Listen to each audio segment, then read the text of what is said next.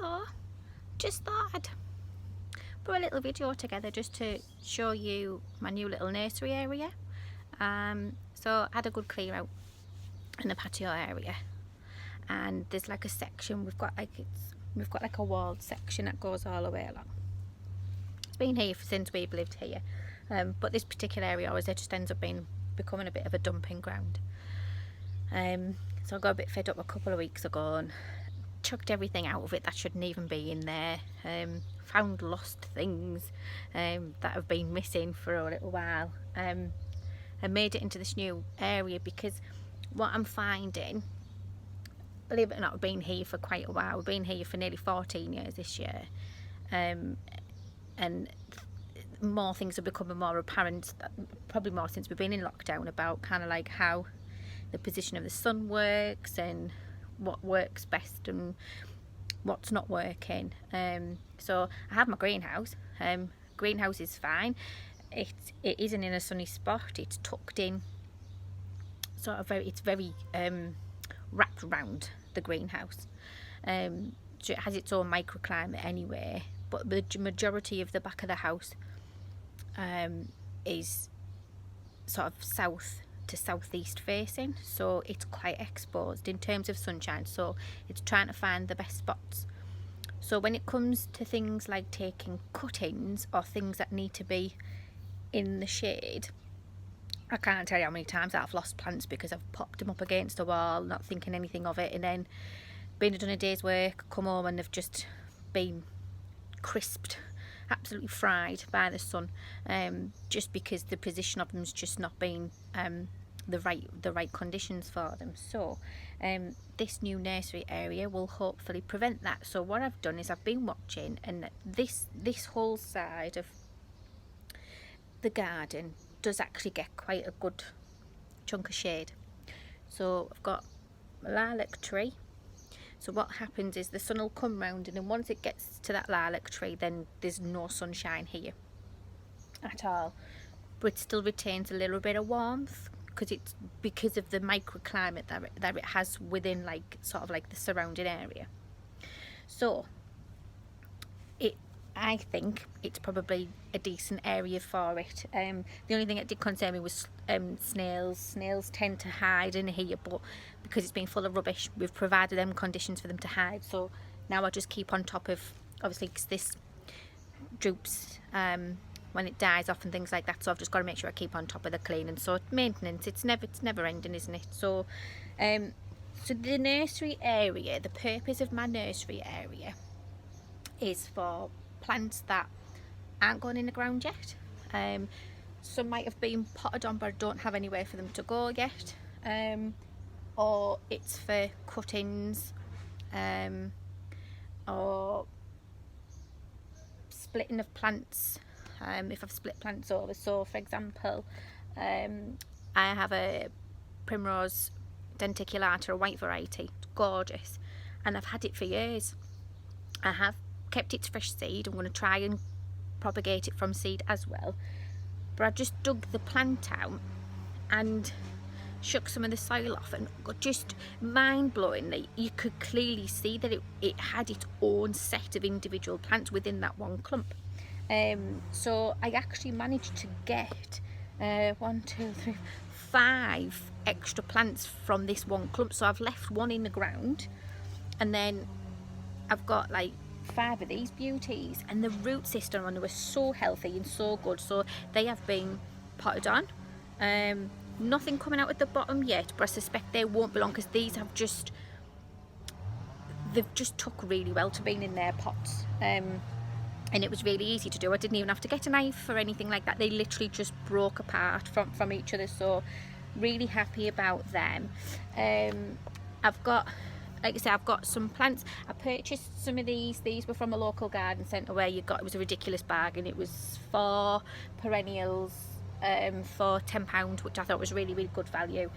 So these are to go out in the front garden. And then I've got a lovely selection of alpine plants that were kindly sent up to me.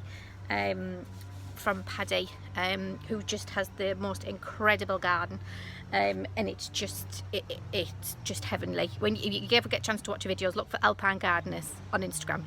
Just the garden's just, oh, no words for it. It's just stunning.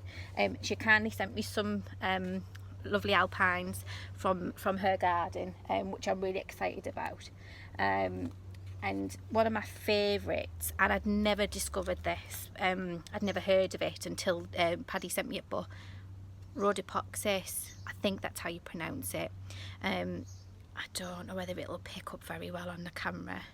It's just delightful. It's one of those plants where it's like you don't expect this to come from like grass, like leaves, but it's a lovely clump, and it I could see in the pot it split out a little bit.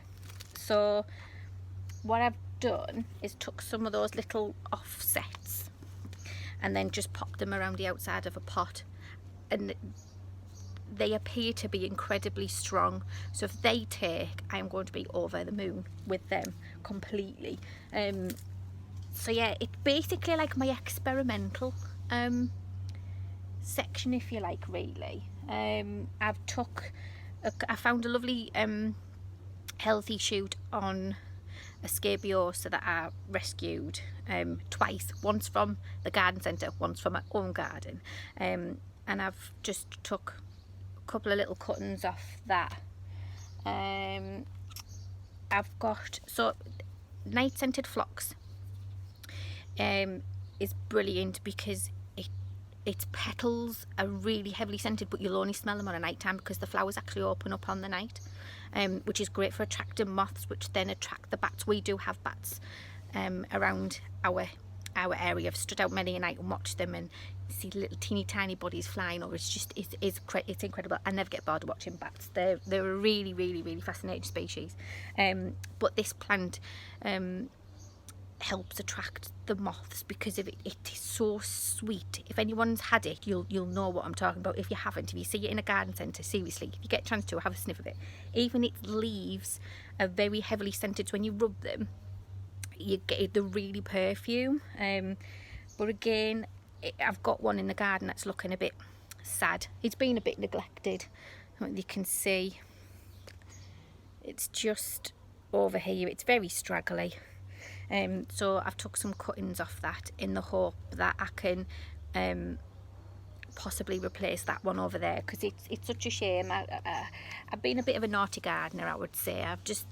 Things fell by the wayside, life takes over, doesn't it? But using this lockdown times giving me a chance to sort of pull myself together a little bit, if you like. You still get crap days, don't you? But that's life, innit? Just gotta ride it, don't you? And then Armeria. Now these look a bit sad, but when I did these in water they looked sad for a good few days, and then eventually they did perk up. So I'm hoping then that'll be the case. If anything, I might move them to the greenhouse just to give them a little bit of warmth, just to pick them up, and see if I can. But I remember that I did think mine had died in the little bottle of water, and then it's magically sprouted 2 flowers. So it can't be that bad, really. So hopefully just have to keep on with that, really. So yeah, so this is my lovely little nursery area. I feel like a little bit more of a grown-up gardener. I still don't really know what I'm doing. Everything's an experiment. Whether it'll work or not, I don't know. Everything's worth trying, isn't it? You don't know until you try. And then I've got like my veg trug still. Well, it's not my veg trug actually, it's my herb trug, but it's from veg trug. That's starting to grow. I've got salad growing in there. I've got a bit of spinach, chard. Just I want the baby leaves off on that bit, and then I've still got to fill it with herbs in the backside of it. So but I've got a mint that I've managed to grow from seed. It's the only herb I've grown from seed. They seem to have been a bit difficult this year, but I'll keep trying. But yeah, everything seems to have moved on a little bit better. Things like the Corridalis, if I can get it out. This beauty, This one will have blue flowers on, which I'm really excited about. I have a Corydalis which is like a pinky salmony colour, but this one looked really sad only a few weeks ago, and since I've put it in the new nursery area, it gets sunshine probably until about lunchtime ish, and then it goes over and it cools off over this side of things, and it's perked up nicely. So it's just a case of watching and learning really, and experimenting with your positions of things. Things will work, things won't work. Just got to roll with it really. So yeah, so that is my my nursery area. And then say I've got this needs to go in its pot, but I've got a lovely rose. It should look like this, Silver Wishes. So I'm going to go and put that in the front, I think. It needed a bit of tidying up. It had a bit of black spot on it, had a bit of green fly, but I've stripped it all back and given it a good feed, and it seems to be quite happy now and looking okay, so I've just got to keep on top of that really. So yeah, so yeah, my little nursery area. And I suspect what will happen is if this works, I might end up doing a little bit more, or I can keep the recycling area going, because the intentions for all this bit, so all up here, it's completely mismatched. I won't show you too much because the garden is a mess. It's just, there's no structure to it whatsoever. But these are perfect alpine conditions. It's very gritty, and I need low maintenance out the back. I don't want anything too big or too bushy, so this is all going to be turned into alpine bedding up this way, because it'll work better. I've had to pull an Achillea out because it was not growing. Since I've pulled it out and put it in a pot, kept it over on the other side, it's thrived, it's looking amazing. So that'll probably be going in the front garden before long. So there's things that I now know aren't working. I know what will work in here. I've just got to build on that really. So everything's always a constant working project, isn't it? These gardens are never done. So I've got a nice collection there to start me go on, but I'm going to keep trying to propagate from, just to keep building that collection up really. So yeah, so there you have it. Again, my lovely little nursery area.